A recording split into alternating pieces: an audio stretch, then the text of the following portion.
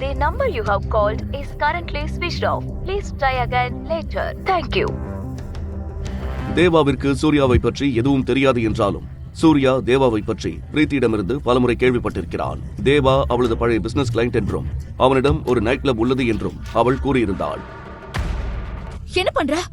என்ன விடு, என்ன விடு.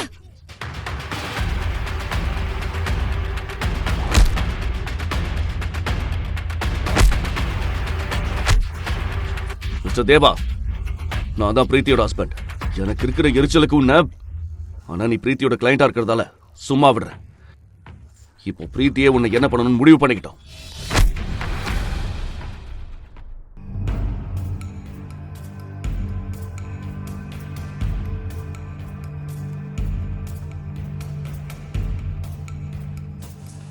அட, நீ எதிர்ச்சியா?